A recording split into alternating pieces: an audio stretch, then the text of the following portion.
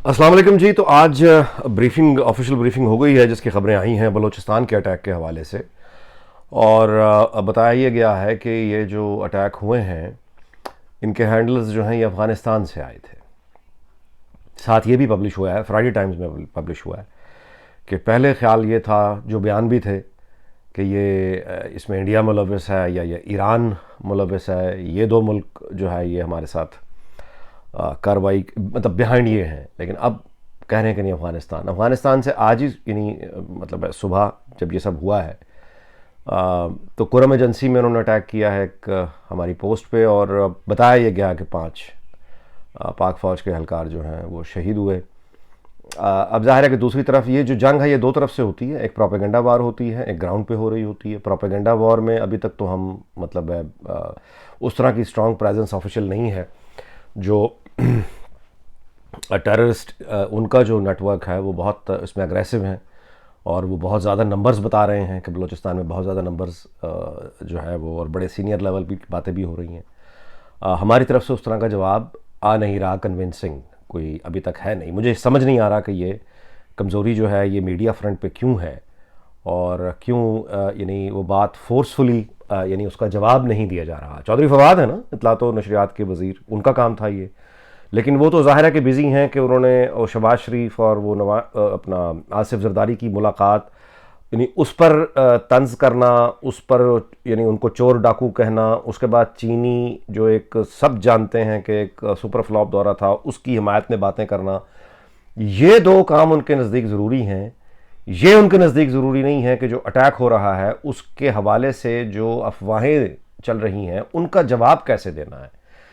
PTI की media team जो ये बैठी है, यूथियाज एंड ऑल, इनको गालियां निकालनी आती हैं अपने लोगों को। जो पॉलिटिकल सीनियर लीडरशिप है उसको ये गाली निकालते हैं और उसी वही इनका एक्सपर्टीज है। इनके मुल्क पर अटैक हो रहे हैं, वो फौज जो इनकी भी है मेरी भी है, उन पर अटैक हो रहे हैं। मजाल है कि इनके चेहरों पर को मलाल हो, तशवीश हो, परेशानी हो या जवाब हो। ये उसी धुन में है कि नवाज शरीफ चोर है, शहबाज शरीफ चोर है, जरदारी चोर है, वो ये चोर बैठ गए। इनकी सारी तवज्जो वहां है। मजाल है कि एक 5th जनरेशन वॉर हुआ करती थी, बड़ा उसका जिक्र करते थे एक आला हमारे फौजी अफसर साहब जो अकाड़ा चले गए बाद में, ये अपना आसिम बाजवा के बाद जो आए थे, क्या Ghafoor, Asif Ghafoor. 5th generation war अब कहां है? वो जो ब्रिगेड रखी थी जाली अकाउंटों की ट्विटर पे और वो जो यूट्यूब पर बैठे हुए थे मसखरे, वो कहां हैं? और मसखरे की जो एक फौज रखी थी आपने, आसिफ गफूर साहब, अब वो कहां छुपी बैठी है? अफगान तालिबान, तहरीक तालिबान पाकिस्तान, खुरासान, उनके नोट्स भी डिस्ट्रीब्यूट हो रहे हैं, वो सोशल मीडिया पे भी चल रहे हैं, उनकी कंपेन भी चल रही है। तो आपके लोग किधर हैं? उन सबको आपने नवाज शरीफ को गालियां देने के लिए रखा हुआ था। बस सिर्फ नवाज शरीफ को ही गालियां देने के लिए रखा हुआ था हुजूर। और वही जो ट्रेनिंग तरबियत की करके आप इनकी गए थे, आज तक ये उसी रास्ते पे चल रहे हैं, इंक्लूडिंग फवाद चौधरी। ये सब के सब आज तक जरदारी नवाज चोरी कह रहे हैं। इनको इल्म ही नहीं है कि पाकिस्तान पे हमला हो चुका है। हमले हो रहे हैं, हर रोज हो रहे हैं।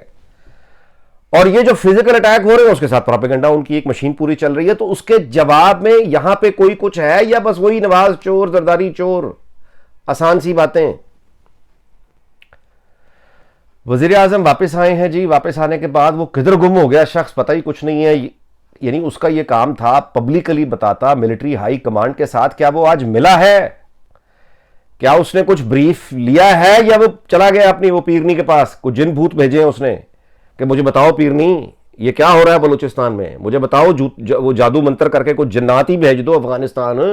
वो जिन जाए और अफगानिस्तान से ये खास अब किधर है? मतलब जिन्नात को भेजा हुआ है अफगानिस्तान में, या ईरान भेज दिया जन्नात को, या बलूचिस्तान भेज दिया जन्नात को? वो जन्नात तब कहां होते हैं जिस वक्त अटैक हो रहे होते हैं? जो जिन्हों से कहो ना जाके फिर वो रोक लें। कहां है खान साहब? वैसे तो जाते हैं जी, हमें आईएसआई हेडक्वार्टर गया था, अब जाना चाहिए ना, या उनको बुलाओ। तुम चीन में बैठे हो, पीछे तुम्हारे मुल्क पर अटैक हो गया है, तुम वापस आके गुम हो गए हो, कहां किसी को मालूम ही नहीं। अच्छा, पाकिस्तान के पास अब क्या ऑप्शन है जी? बैठे हुए मार तो नहीं खा सकता like a sitting duck.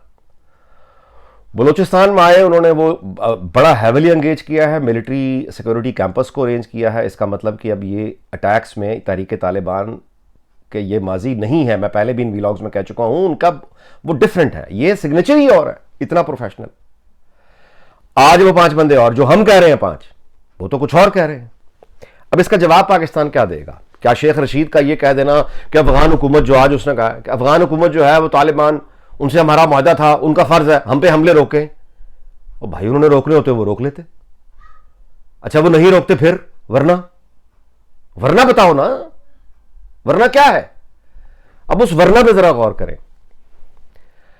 Pakistan के पास क्या ऑप्शंस हैं? इनको तो खैर छोड़े, ये अब मुझे समझ नहीं आता कि मतलब ये पाकिस्तान की ये सालमियत के लिए हज़ारों मील दूर बैठा ये बंदा, और तमाम दोस्त यहाँ बैठे उनसे बात करता हूँ, पाकिस्तान में बात करता हूँ, परेशान है हमारी, यानी एक तरह से नींदें उड़ी हुई हैं कि ये क्या होगा क्या होगा। महंगाई, गुर्बत, IMF, फाइनेंशियल कंट्रोल, इधर से आती हुई जंग, शुमाल में तलखी बढ़ी हुई है, ईरान से ताल्लुकात ठीक नहीं है, इंडिया से आवाज़ें आ रही हैं कि दहशतगर्दी के कैंप बंद करो वरना हम खुद आ रहे हैं। इस एनवायरनमेंट में सबसे ज़्यादा मुतमईन अगर कोई है तो हमारा मेंबर नेशनल असम्बली है, सबसे ज़्यादा को मुतमईन है तो MP है, सबसे ज़्यादा को मुतमईन है तो हमारा सेनेट है। पता ही नहीं जिन्हों का काम है उस हमलन का। यार कमाल है, फौज अकेली लड़ा करती है, कोई लीडरशिप है ऊपर? अच्छा क्या ऑप्शन है पाकिस्तान के पास? सोचें। आए वो अटैक करके अफगानिस्तान भाग गए, अब क्या करेंगे हम? क्या करें? एयरफोर्स है, एयरफोर्स से स्ट्राइक हो सकती है, ड्रोन्स हैं उनसे हम निगरानी कर सकते हैं, पीछे भेज सकते हैं, एयरफोर्स ड्रोन के साथ नीचे ग्राउंड ट्रूप्स हैं, ये कोऑर्डिनेशन करके एक अटैक कर सकते हैं। लेकिन ये सारी सूरतें मुमकिन तो हैं, लेकिन जब ये आप करेंगे उसका कोई जवाब आएगा ना। यानी अफगान तालिबान बैठे हैं काबुल में, वो ये कहेंगे कि जनाब आपने हमारी सॉवरेनिटी पहले तो हमें तस्लीम नहीं किया, ऊपर से आप ये अटैक कर रहे हैं।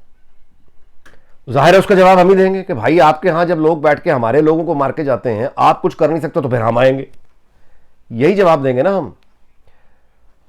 अच्छा उसके बाद उनका रद्द अमल क्या होगा? क्योंकि वहां अफगान जो तालिबान काबुल में बैठे हुए हैं वो अपने लोगों को कोई रिलीफ नहीं दिलवा सके, उनकी कौम उनके खिलाफ है, उनसे छुटकारा चाहती है, ये वो खुद भी जानते हैं, दिल में चोर है उनके, बंदूक पकड़ के आए हुए हैं, वोट लेके तो आए ही नहीं, तो वो भी जानते हैं उनके लोग उनसे नफरत करते हैं, उनके भी प्रॉब्लम बने हुए हैं पैसों के और यानी लेजिटिमेसी के, रिकग्निशन के।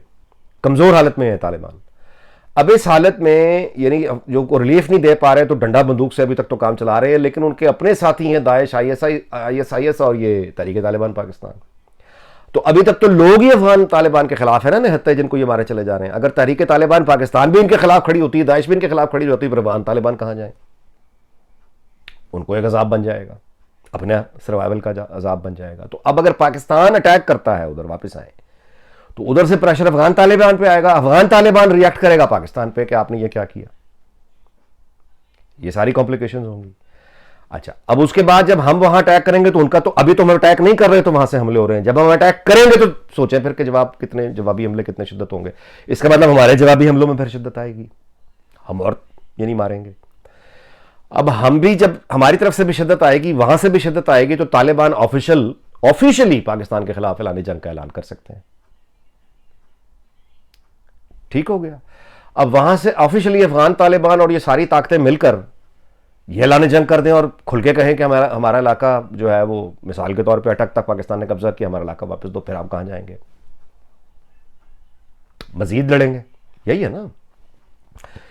तो जब लड़ेंगे मेरे भाई तो उसके पीछे कोई कौम भी खड़ी होगी ना, कोई सप्लाई लाइंस चाहिए होती हैं आर्मी को, असले की तरसील होती है, पेट्रोल की तरसील होती है। जब इतनी हैवी मूवमेंट्स होंगी तो पीछे कौम खड़ी होगी ना, उसकी कोई ओनरशिप, पॉलिटिकल ओनरशिप होगी ना। तो ये मौजूदा इमरान खान जो तालिबान की हिमायत में तकरीरें करता रहा है, ये लीडरशिप लेगा। यानी इमरान खान वजीर आजम जिसने सारी उसकी सियासी जिंदगी तालिबान की हिमायत में गुजरी हुई है, अफगान तालिबान को वो हीरो मानता है। उसका अमेरिका के वक्त उस 9/11 के बाद का स्टैंड है कि इन पर हमला नहीं करना, गोलियों से मसला हल नहीं होता, हमलों से मसला हल नहीं होता, जंगों से मसला हल नहीं होता, बात करो बात करो। यही इमरान खान है ना। अब वो इमरान खान इस तरह की जंग की ओनरशिप लेगा। अगर वो इस तरह की जंग की ओनरशिप लेगा तो वो जवाब में अपने लिए क्या मांगेगा? इमरान खान मुफ्त में तो आपको पॉलिटिकल ओनरशिप नहीं देगा ना। वो कहेगा जनाब मैं तो अपनी 20 साल पुराने मौक़िफ़ से तालिबान के ऊपर यूटर ले रहा हूँ, मैं तो आपको इजाज़त दे रहा हूँ कि जाके आप अफगानियों को वहाँ जाके मारें तालिबान को, लेकिन बदले में मुझे क्या देते हो? इमरान खान जवाब में कहेगा मुझे क्या देते हो? तो इमरान खान को क्या चाहिए? कंटिन्यूटी अगले इलेक्शन तक, और एक रिटर्न वादा कि अगली टर्म भी उसकी होगी। अच्छा, अब अगले टर्म उसकी हो या ना हो, ये वाला तो वो गारंटी इमरान खान मांगेगा, और उसकी ख्वाहिश ये होगी कि ये प्रोलॉन्ग हो, ताकि अगले इलेक्शन वो टाइम से पहले करा के किसी तरह से इसी असेंबली की मुद्दत को बढ़ाए 1 साल, तो फिर उसको 6 साल मिल जाते हैं। और इसकी मुद्दत अगर मौजूदा असेंबली की 1 साल बढ़ जाती है तो इसको टाइम ज्यादा होता है, प्लस ये आगे भी रिश्वत कैरेट स्टिक देगा कि आपको भी मैं कोई एक्सटेंशन जरा मजीद देता हूं। तो आए हम मिलकर इन हालात का फायदा उठा के अपनी नौकरियां बढ़ाएं। ये खेल इसी की तवक्को है आपको। तो पावर पॉलिटिक्स में जब आप पर मुल्क पर अटैक हो रहा होता है, आपके लोग शहीद हो रहे होते हैं, फौजी शहीद हो रहे होते हैं, और वो पलटकर जब देखते हैं लीडरशिप की तरफ, और लीडरशिप ऊपर जो है वो अपने पर्क्स एंड प्रिविलेजेस, वो अपनी सियासत में लगी हुई है, हुकूमत अपनी प्रिविलेजेस, वज़ीर आज़म जो है वो अपने प्रिविलेजेस में लगा हुआ है, वो अपनी नौकरी बचा रहा है, वो अपना टेन्योर देख रहा है, वो अपनी गेम कर रहा है, तो फिर क्या हुआ करता है अंजाम?